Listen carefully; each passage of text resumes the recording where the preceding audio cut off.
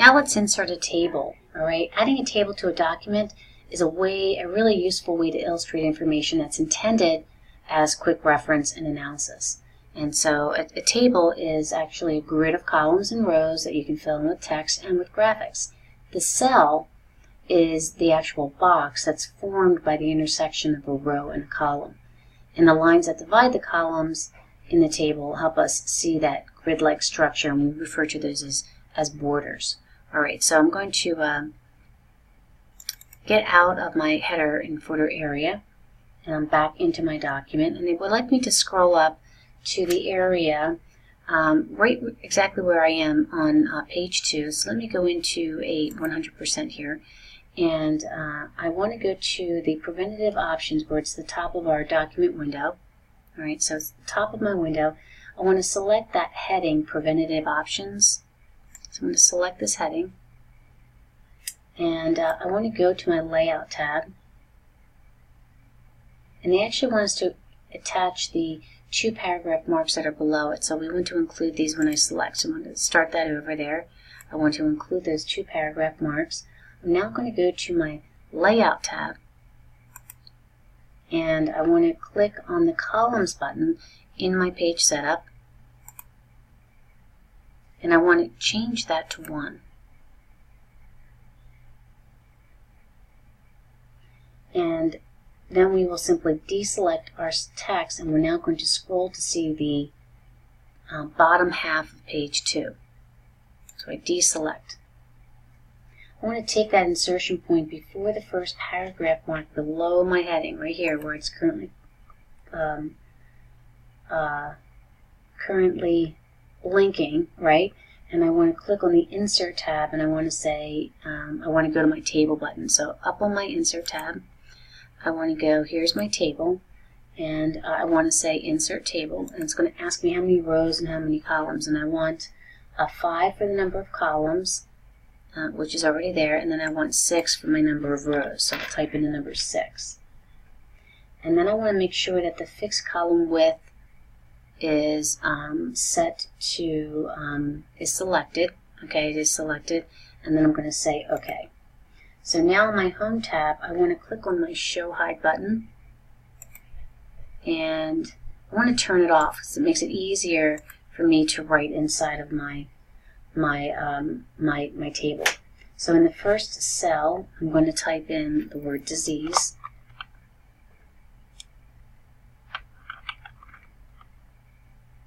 I'm going to hit the tab, and I'm going to type in vaccine. Tab again, prophylaxis drug.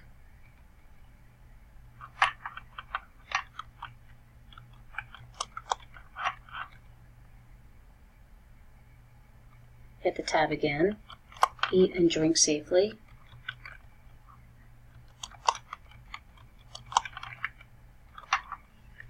Tab again, and avoid insects.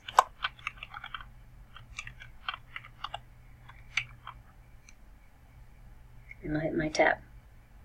Notice as I hit the tab, it brings me down to the next row. So in this here, I'm going to type in malaria.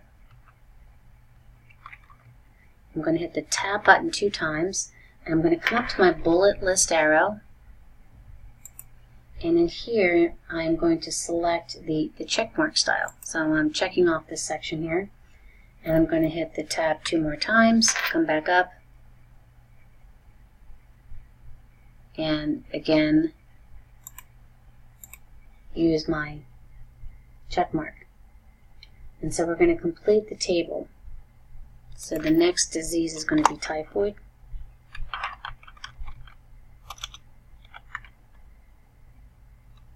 And in this one we're going to place in a check mark. I will tab 2 times, add another check, tab tab to come back down to my next line, hepatitis A.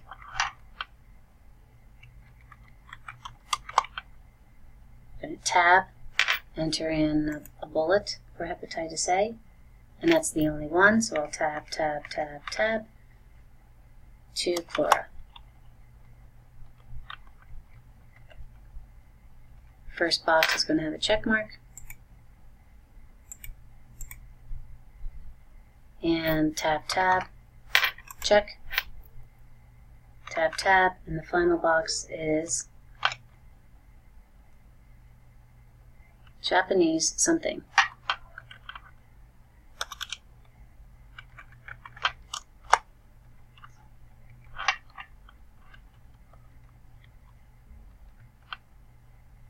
I'm not sure I spelled that correctly, but maybe if I didn't, the spell checker will pick that up.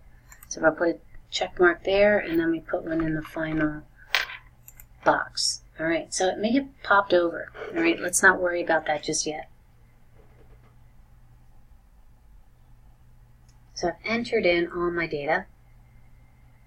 I want to now click on the Table Tools Layout tab. See, here's my Table Tools, here's my Layout tab. I want to click on the Auto Fit button. See it right here, it says Auto Fit. And in there, in the cell size group, we want to say Auto Fit the contents. Alright, and we see how it automatically adjusts that. We then again come back to the Auto Fit button. Now we want to say Auto Fit. This time we want to say Auto Fit it to the window, and then it stretches it out. We're going to now click the Select button in the table group,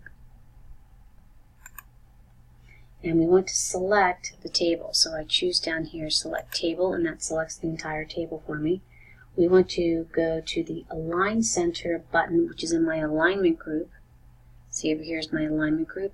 I want the Align Top Center, Align Center. So I want the Align Center button in that alignment group. We're then going to click on Disease in the table, and I want to click the Select button now back here to select just the column. And now I want to align this on the center left, so I want to actually pull that back. And then I click in the table because I want to deselect that column.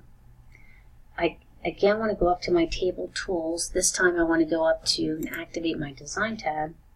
And in this Tab Styles group, which is right here, I want to choose More. And I want to scroll down till I find List Table 3, Accent 5 Style.